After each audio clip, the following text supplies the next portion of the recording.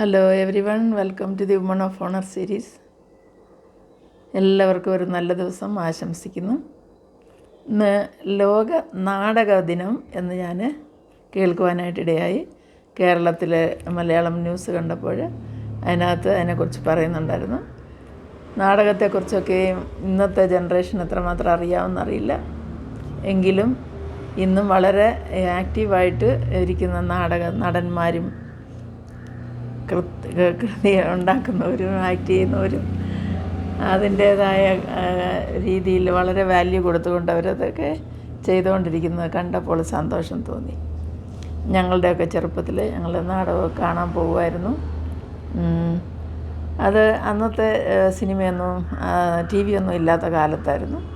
T വിയൊക്കെ വന്നതിന് ശേഷം ആൾക്കാർക്ക് അതിനോടൊക്കെയുള്ള താല്പര്യം കുറഞ്ഞെന്നാണ് എനിക്ക് തോന്നുന്നത്.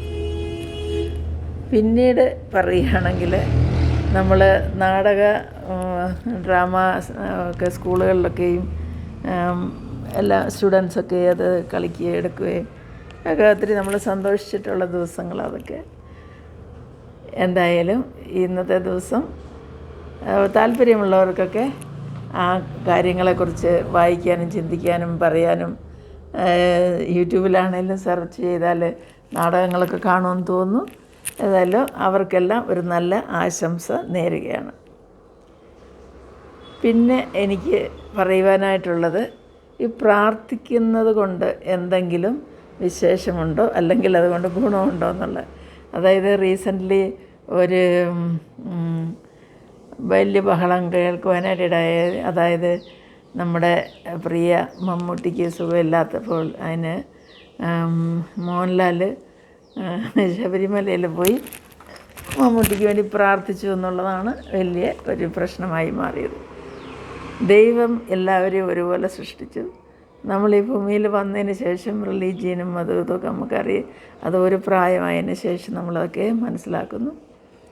ദൈവത്തിൻ്റെ സൃഷ്ടിയിൽ എല്ലാവരും ഒന്നാണെന്ന് നമുക്കറിയാമല്ലോ. ആണും പെണ്ണുമായി അവൻ സൃഷ്ടിച്ചു. അല്ലാതെ ദൈവത്തിൻ്റെ മുമ്പിൽ മതവും ജാതിയൊന്നുമില്ല. ഇത് പറയുമ്പോൾ പ്രാർത്ഥിക്കുന്നതുകൊണ്ട് പ്രയോജനമുണ്ടോയെന്ന് ചോദിച്ചാൽ ഞാൻ വിശ്വസിക്കുന്ന പ്രയോജനമുണ്ടെന്ന്. ഇന്നൊരു ചെറിയ എക്സ്പീരിയൻസ് പറയാനായിട്ടാണ് ഞാൻ ഈ സബ്ജക്റ്റിനെ കുറിച്ച് പറയുന്നത്. ഞാൻ എൻ്റെ വീടിൻ്റെ അടുത്തുള്ള ഒരു ബസ് സ്റ്റോപ്പിൽ നിന്നും ബാങ്കിൽ പോകേണ്ട ആവശ്യമുണ്ടായിരുന്നു. അതിന് അടുത്ത സ്റ്റോപ്പിൽ ഇറങ്ങുകയാണ്. അടുത്ത സ്റ്റോപ്പിലാണ് ബാങ്ക്. അപ്പോൾ ആ ബസ്സിൽ കയറിയപ്പോൾ എനിക്കൊരു സീറ്റ് കിട്ടി. സീറ്റിലിരുന്നു. സീറ്റിന് ടിക്കറ്റ് തന്നു കഴിഞ്ഞപ്പോൾ ഞാൻ അവിടെ ഇരുന്നുകൊണ്ട് ആ ഒരു ഷോർട്ട് ടൈമിൽ ഞാൻ പ്രാർത്ഥിച്ചു, ദൈവമേ ഈ ഡ്രൈവറെയും ഈ കണ്ടക്ടറെയും നീ അനുഗ്രഹിക്കണമേ. അതുപോലെ തന്നെ പിന്നീട് പ്രാർത്ഥിച്ചത്, ഈ ബസ്സിൽ യാത്ര ചെയ്യുന്ന എല്ലാ മനുഷ്യരെയും എത്ര പേരുണ്ടോ അത്ര പേരെയും നീ അവരുടെ ആവശ്യങ്ങളനുസരിച്ച് അവരെ അനുഗ്രഹിക്കണമേ എന്ന് പ്രാർത്ഥിച്ചു. ദൈവം അത് കേട്ടോ എന്ന് എനിക്കറിയാം. അവരാരും കേട്ടില്ല ഞാൻ പ്രാർത്ഥിച്ചത്. എന്നാൽ ദൈവം നമ്മുടെ ഹൃദയങ്ങളെ കാണുന്നു എന്നുള്ളതിൻ്റെ ആ വിശ്വാസത്തിലാണ് അത് അടുത്ത സ്റ്റോപ്പിൽ ഇറങ്ങുന്നതിന് മുമ്പായിട്ട് ദൈവത്തിനും നന്ദി പറയുമ്പോൾ, ഞാൻ ഇവിടെ കന്നഡ സംസാരിക്കുന്നതുകൊണ്ട് ഞാൻ കന്നഡയിലും ഒരു ലൈൻ പറഞ്ഞു, ദൈവമേ ದೇವರೇ ಎಲ್ಲರನ್ನೂ അനുഗ്രഹിಸಿ, എല്ലാവർക്കും ഉള്ളത് മടിയെന്ന. അങ്ങനെ ഞാൻ ഒരു ഷോർട്ട് ട്രിപ്പിൽ ആ യാത്ര ചെയ്ത സഹയാത്രികർക്ക് വേണ്ടി ഞാൻ പ്രാർത്ഥിച്ചു. ദൈവം അവരെല്ലാവരെയും അനുഗ്രഹിക്കട്ടെ, എന്നെ കേൾക്കുന്ന നിങ്ങളെല്ലാവരെയും അനുഗ്രഹിക്കട്ടെ എന്ന് പ്രാർത്ഥിക്കുന്നു. Bye to all. ഈ വീഡിയോ ഇഷ്ടമായെങ്കിൽ ലൈക്ക് ചെയ്യുക, മറന്നു പോകരുത് പ്ലീസ്.